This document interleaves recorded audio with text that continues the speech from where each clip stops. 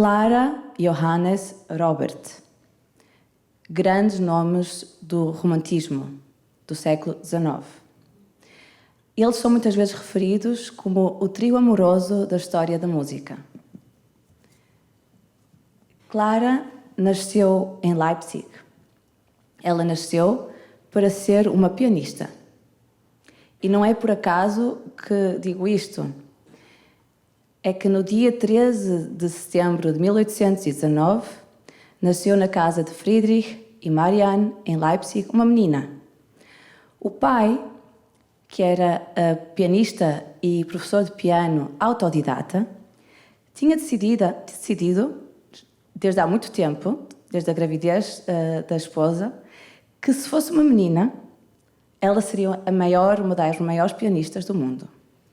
Então, ele assim a educou e treinou para ser a criança prodígio e a pianista extraordinária em que ela se tornou. À semelhança de Mozart, ele levava-a também em turnês pela Europa, turnês muito difíceis, em condições extremamente duras, semanas e semanas em carro de coche, ao frio, neve, vento, chuva. Ela chegava muitas vezes exausta aos sítios onde ia tocar, e quando eles chegavam, era completamente diferente hoje em dia. Era só quando eles chegavam às cidades que começavam a organizar os concertos. Ou seja, eles iam para lá sem nada organizado. Então, quando chegavam, era contactar salas, contactar mecenas, contactar organizadores, e então aí é que começavam a ter os concertos.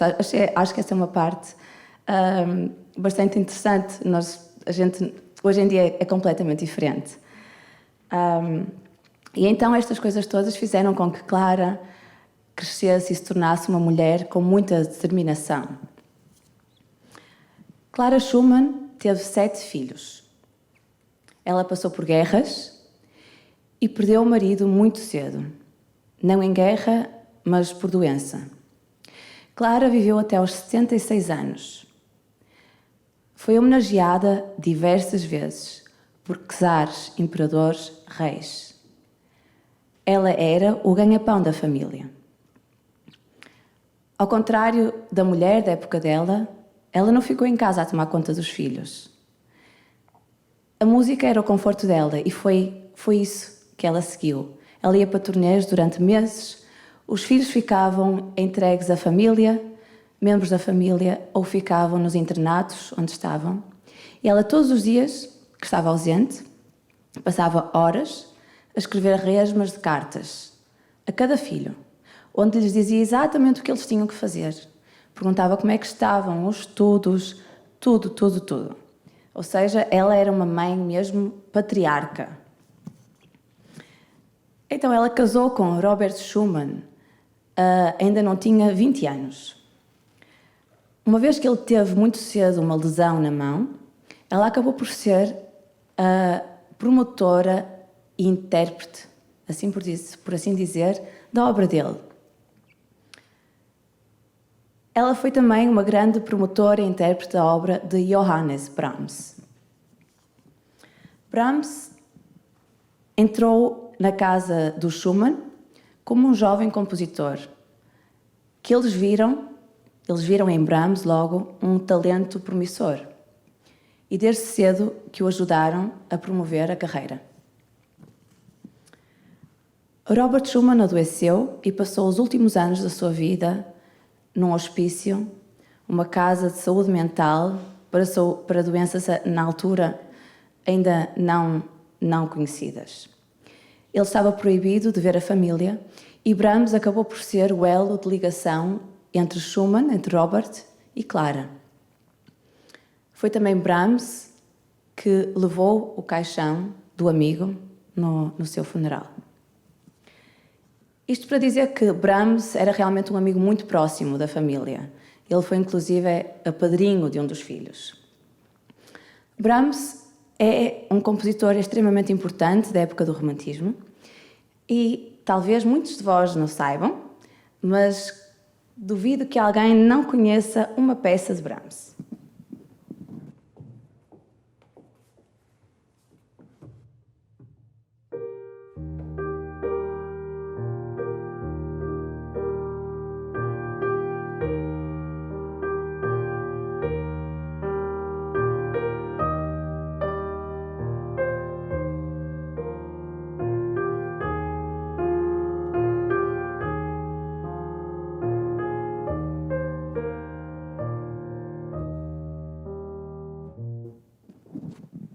Penso que todos conhecem esta, não é?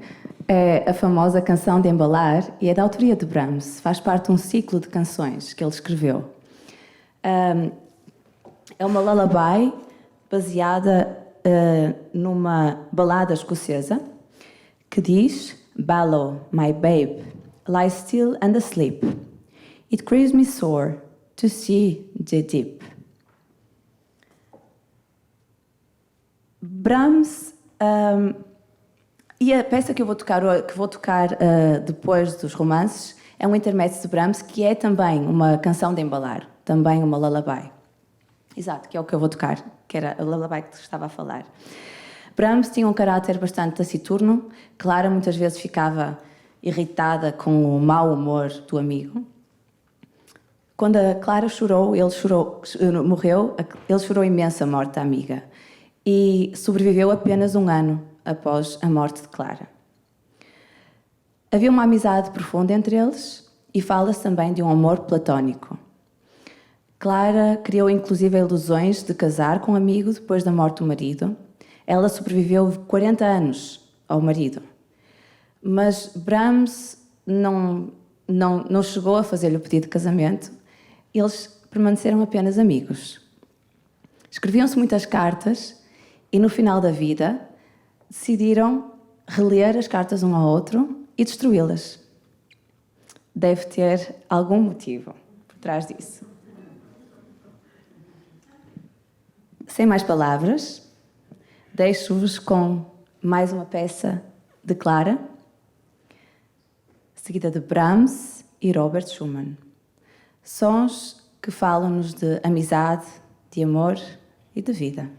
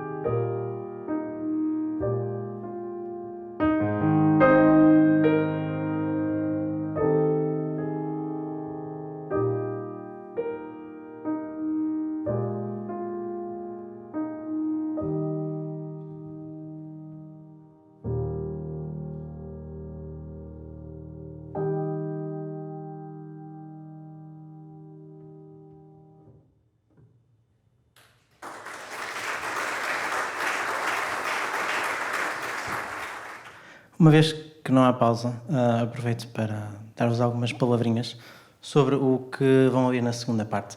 E começo do fim para o início, começo pela Sonata de Poulenc. Poulenc é um compositor francês do século passado, que escreveu muito para instrumentos de sopro. Tem uma sonata para 2 clarinetes, uma sonata para clarinete, uma sonata para flauta, um trio para piano, oboé e fagote, uma sonata para oboé, portanto tem muito repertório escrito para os instrumentos de sopro. Mas esta sonata de Poulenc para oboé tem uma particularidade. Por exemplo, se compararmos com as duas famosas sonatas, a de clarinete e a de flauta, que foram das últimas obras que o compositor escreveu, são duas obras que os clarinetistas e flautistas que estiverem aqui corrijam-me se disser alguma asneira, mas são duas obras que não é qualquer um que toca. Exige uma grande maturidade musical, mas também técnica. São obras muito virtuosas. São obras que, quando termina, o público está de tal maneira contagiado pela energia que os aplausos são imediatos. São obras super virtuosas. A Sonata do Oboé é exatamente ao contrário. É uma obra muito íntima. O final da sonata é uma déploration, em português seria um lamento, e é a última obra escrita por Poulenc. Portanto, o último andamento, a déploration, é o último trecho de música escrito por Poulenc. Faleceu pouco depois. O primeiro andamento é uma elegia. E vocês agora perguntam, e com razão, qual o enquadramento? Tocamos Clara, Robert, Brahms, e porquê agora Poulenc, e porquê uma obra minha? O fio condutor deste programa é a amizade. Todas as obras deste programa têm uma dedicatória. Os romances de Robert Schumann foi uma oferta de Robert à mulher, que lhe retribuiu com os romances para violino, originalmente, que são escritos para o marido, Robert Schumann, mas dedicados a Joseph Joachim, um grande violinista da altura. E Poulenc, a Sonata de Poulenc, no primeiro andamento está escrito à memória de Sergei Prokofiev. E não só é uma dedicatória, como podemos ouvir perfeitamente a música de Prokofiev, principalmente no segundo andamento, Scherzo. Não só na parte mais rápida, como também pelo meio há uma parte bastante lenta que é quase uma citação de Romeu e Julieta, o bailado, ou então as duas suítes para orquestra. Mas isto é a última obra. O Presto de Poulenc também é dedicado a um pianista, Horowitz, se não estou em erro, se não estou a pronunciar mal. E a minha obra, que hoje vou estrear, poema, é dedicado a um grande amigo meu que nos deixou o ano passado. E é uma obra para oboé solo com distintos momentos expressivos, íntimos, diria eu. E durante a obra vocês vão ouvir algumas sonoridades do oboé que se calhar alguns de vós podem não estar tão acostumados. Isto porque durante o século XX houve uma onda de compositores que procuraram, digamos, fugir um pouco, romper com a tradição que vinha atrás. Alguns compositores avant-gardistas que procuraram, em vários instrumentos, neste caso no oboé, desenvolver a paleta sonora do instrumento. E, por exemplo, que exemplos, por exemplo, deste tipo de linguagem, eu não diria moderna, porque já tem mais de 50, 60, 70 anos, mas hoje em dia ainda se diz que é moderna. Por exemplo, eu tenho as mãos desinfetadas, entre Dó e a próxima nota seria o Ré, nós dizemos que é um tom. Ora bem, mas entre o Dó e o Ré é uma tecla preta, que é o Dó sustenido, portanto é um meio tom. Muito bem, mas os compositores pensaram, mas entre o Dó e o Dó sustenido não há nada? Neste piano agora não, porque está afinado, mas se o afinador esticar a corda Dó, for subindo a afinação, vamos chegar a um Dó sustenido, ou se calhar não, porque ele entretanto se calhar arrebenta. Mas, então, entre o Dó e o Dó sustenido, podemos ter meias frequências, podemos ter, neste caso, quartos de tom. Nos pianos tem de ser algo preparado previamente, tem de ser afinados assim, nos outros instrumentos não. Que outros tipos de novas técnicas ou novas sonoridades foram integradas na palete sonora do meu instrumento. Os multifónicos são blocos sonoros onde o oboé não toca uma nota limpa de cada vez, mas há um bloco sonoro de várias frequências ao mesmo tempo. Não é preciso exemplificar, vocês durante a obra vão ouvir várias vezes. E há uns multifónicos em concreto que são os duplos harmónicos, onde o oboísta toca, soa exatamente uma quinta, que são harmónicos de uma outra nota grave. Enfim, mas o objetivo disto é apenas para vos preparar um bocado para uma audição de uma obra um pouco diferente. No entanto, não quero que vejam estas técnicas como adornos numa linguagem. Não, eu, como compositor, não foi essa a minha ideia.